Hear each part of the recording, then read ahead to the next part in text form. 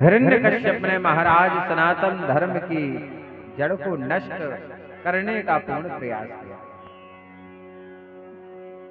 इधर भगवान की ऐसी कृपा हुई कि एक भक्त के रूप में हिरण्यकश्यप के यहाँ प्रहलाद महाराज का जन्म होता है। बोली प्रहलाद महाराज की।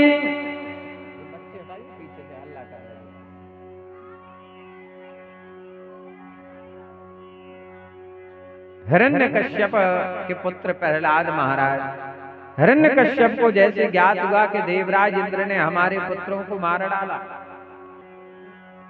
जाकर के अमरावती पर चढ़ाई कर दी हिरण्यकश्यप ने, और देवराज इंद्र अपना स्थान छोड़ करके भागे। स्वयं राजा बन गया हिरण्यकश्यप। इतना बलशाली था, कोई मार नहीं सकता था। इधर नारद जी के आश्रम पर अपनी पत्नी प्रहलाद को लेके आए। प्रहलाद महाराज समझाते हैं, पिताजी अभिमान मत करो, अभिमान अच्छा नहीं होता है, शरीर नाशवान है। लकड़ी जल कोयला भई, कोयला जल भैरा, मैं अभागन सी जली, कोयला भई नरा। एक हिरण मर जाता है, उसके सींग खाल काम में आते हैं। हाथी मर जाता है, उसके दांत काम में आते हैं। पर इंसान मर जाए तो कोई वस्तु काम में नहीं आती महाराज। इस शरीर में से जैसे भगवान निकल गए, प्राण निकल गए, समझ लो अब तुम्हारे शरीर को कोई घर में नहीं रखेगा महाराज। पत्नी दरवाजे तक साथ देगी, रिश्तेदार परिवार मित्रगण शमशान तक साथ देंगे, बेटा 13 दिन तक साथ देगा, और इसके बाद सब तुम्हें भूल जाएंगे। फिर तुम्हें कोई याद करने वाला नहीं। तुम्हारे साथ जो तुमने अच्छा किया होगा वही धन दौलत जाएगा। जिस धन दौलत तुम अपना समझ रहे हैं वो हमारा नहीं है। एक बहुत बड़ा व्यक्ति था, अरब खरबपति, बंबई का। वो कार चलाते हुए जा रहा था तो उसने कार में सुना, सदविचार आया कि संसार में कोई कितना भी धन दौलत कमा ले, फूटी कौड़ी साथ में लेकर नहीं जाएगा। वो बोला, मैं इतना पैसा कमा रहा हूं, दिन रात मेहनत कर रहा हूं, मैं एक फूटी कौड़ी नहीं ले जा पाऊंगा। उसने अपने फैक्ट्री पे पहुंचा, सबको बुलाया, बोले जो मुझे ये उपाय बता दे कि मैं अपना पैसा कैसे साथ ले जाऊंगा तो मैं उसे 1 करोड़ रुपए इनाम दूंगा। महाराज किसी ने नहीं बताया। 3 दिन हो गए, सब लोग कहने लगता है मालिक पागल हो गए हैं, धन दौलत कौन साथ ले जाएगा। ये हल्ला बहुत हो रहा है पीछे।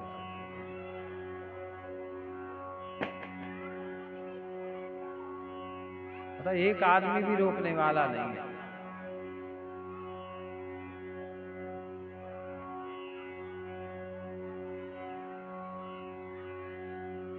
हम भी भगवान शंकर जी के एक भी निपटा दे तो मैं पाँव पाएंगे।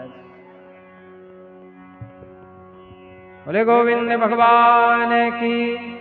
अब जैसे यहाँ गए तो निपटने हैं, फिर अब कहने अब शंकर जी अब तुम जानो अपनी।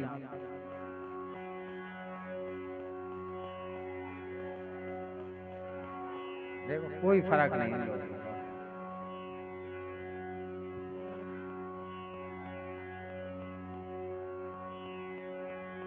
वृंदावन बिहारी लाल की जय।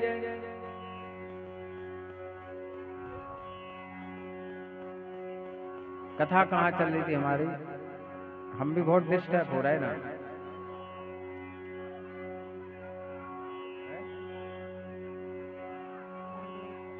हाँ, अमरावती में जाकर के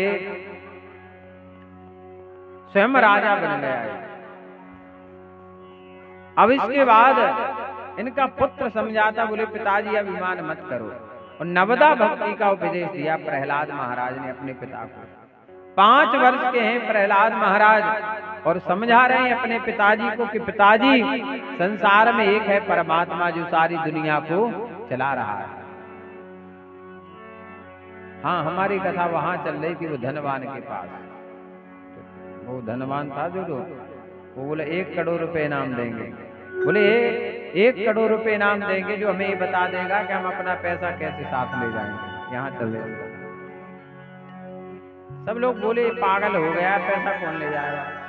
उसने सोचा लगता है इनाम कम है, तो बोले 2 करोड़ रुपए देंगे।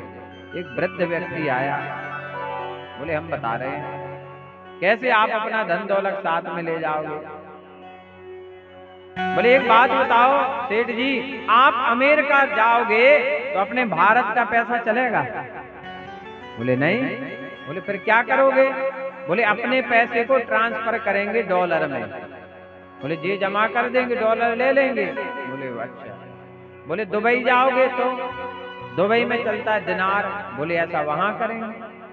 बोले जब भारत का पैसा अमेरिका में नहीं चल सकता है, भारत का पैसा दुबई में नहीं चल सकता है, तो भारत का पैसा भगवान के पास कैसे चलेगा? उसको भी तो ट्रांसफर करना पड़ेगा।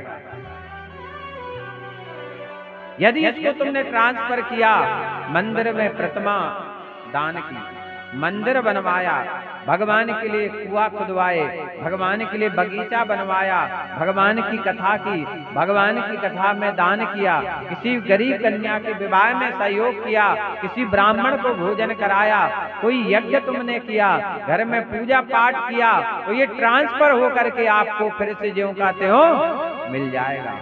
धर्म करे धन ना घटे। बोले गोविंद भगवान की।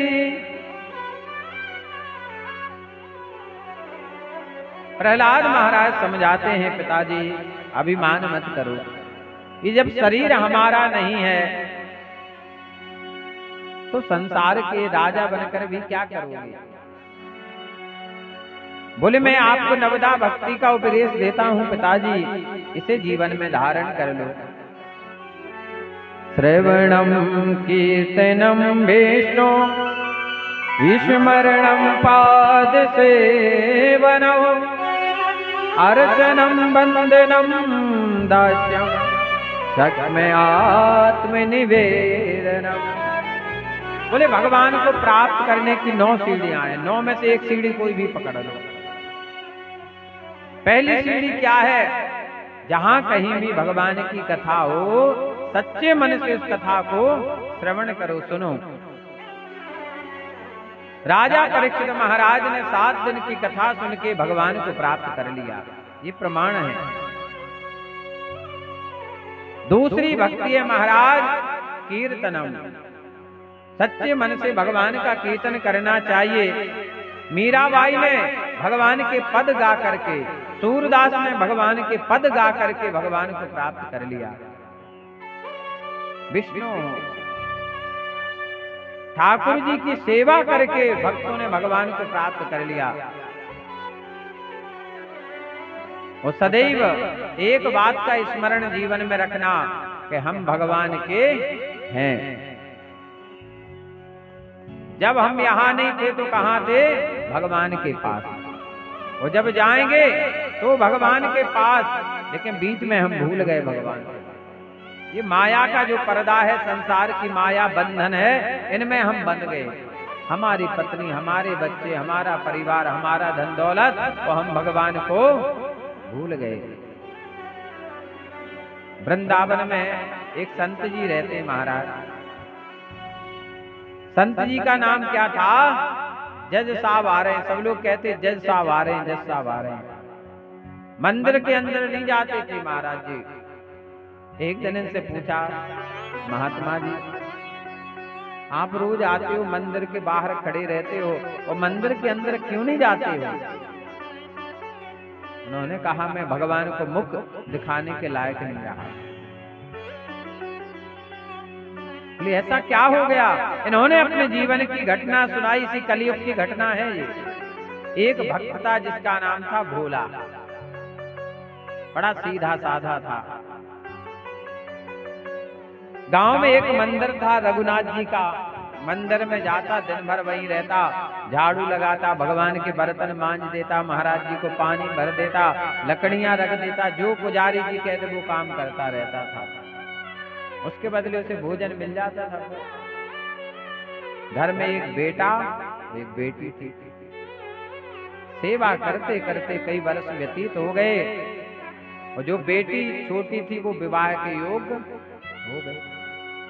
बेटे ने कहा पिताजी बहन का विवाह करना है। बोले बेटे चिंता नहीं करो, सब रघुनाथ जी कृपा करेंगे, हो जाएगा। करने वाले तो यही है, हम सब तो माध्यम हैं।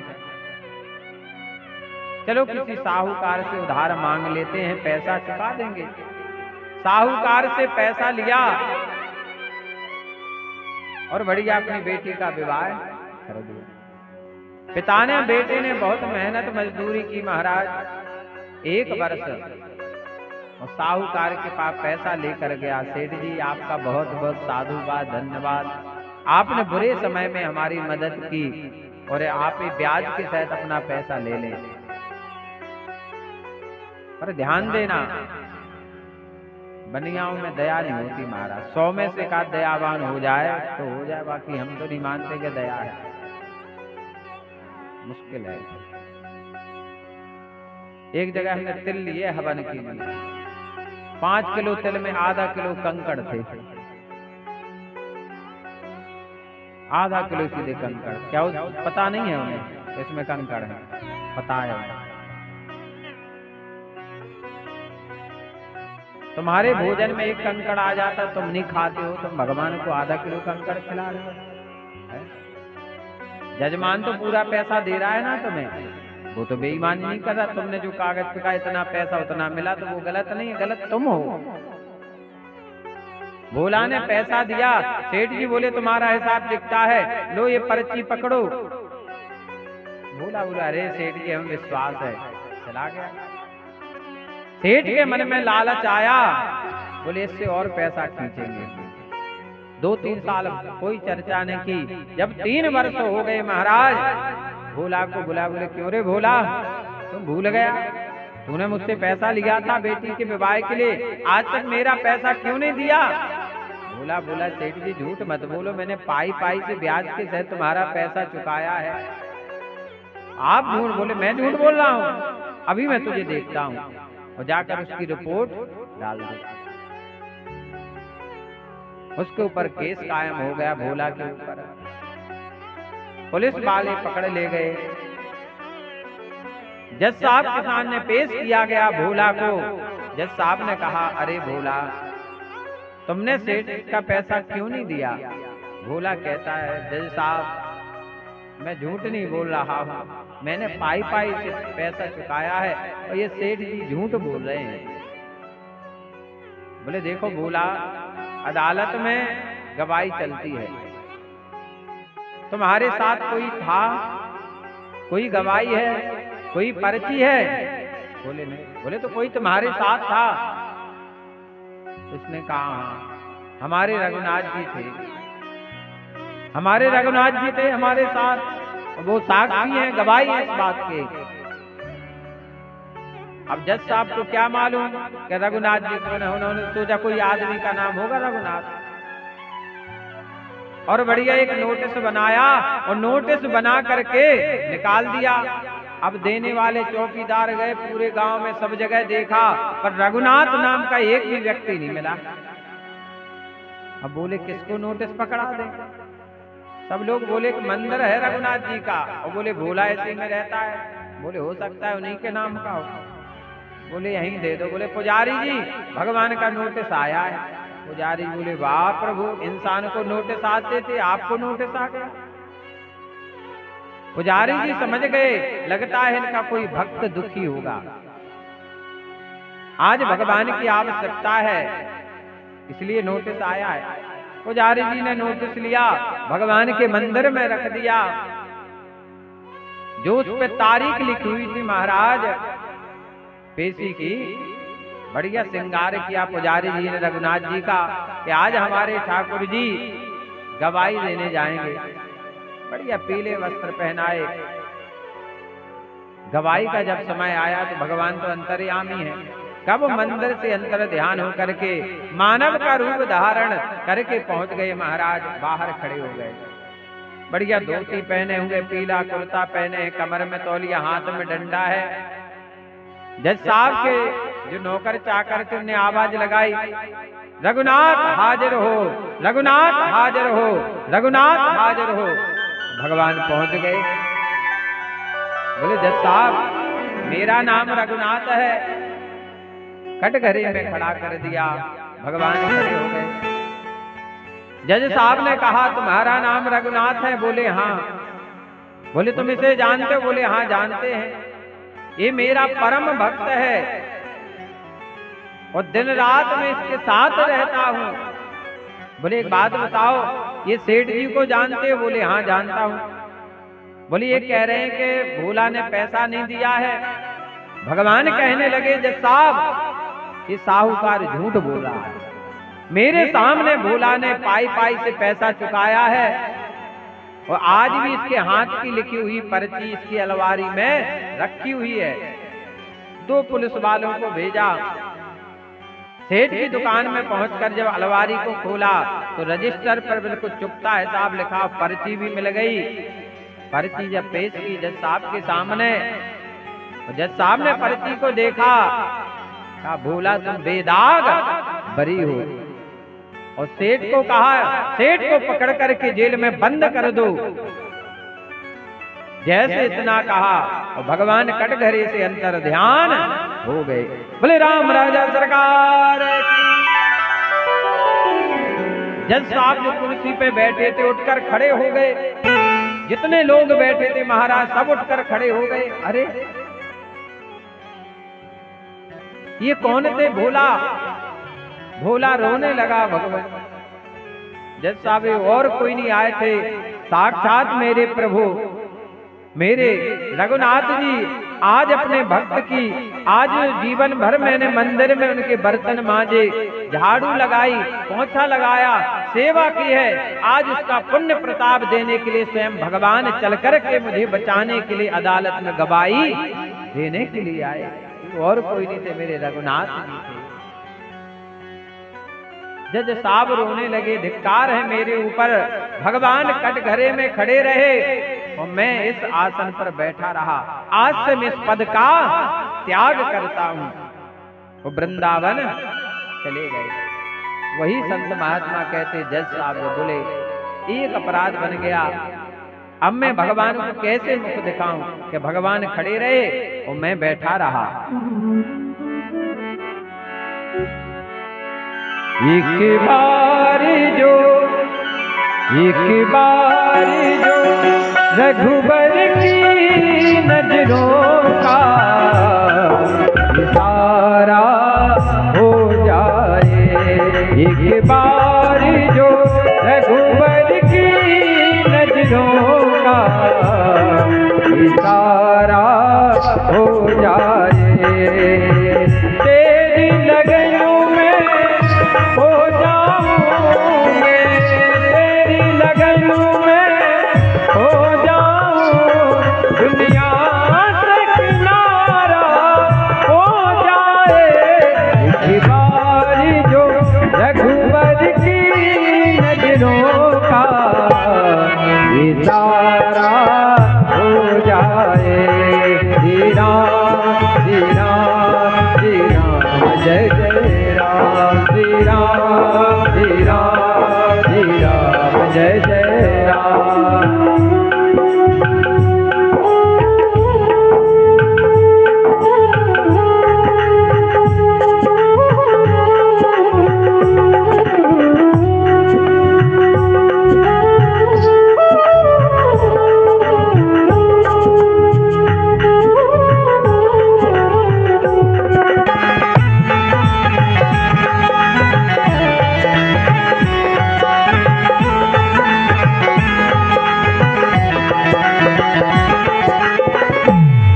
श्री राम तुम्हारे चरणों में आशीष सभी को मिलती है।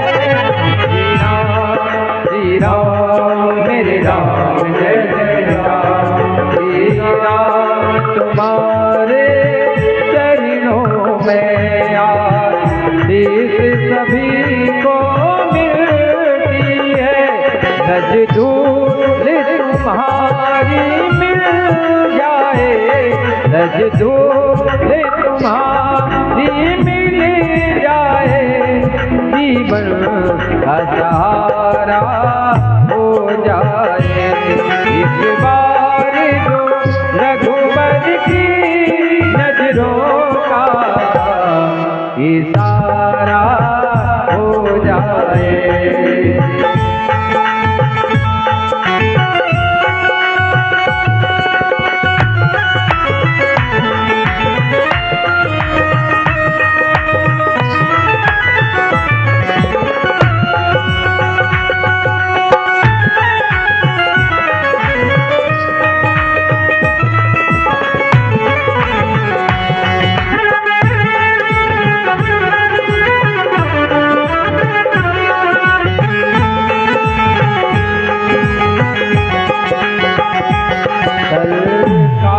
तुम्हारी महफिल में तकदीर बनाई जाती है।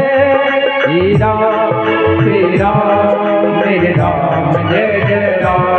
सरकार तुम्हारी महफिल में तकदीर बनाई जाती है।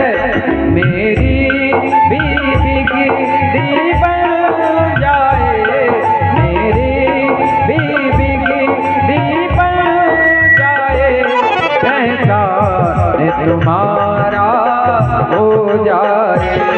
एक बार जो रघुवर की नजरों का इशारा हो जाए।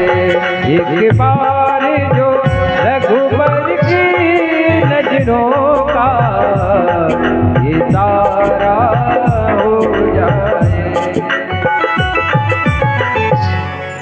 बोले राम राजा सरकार।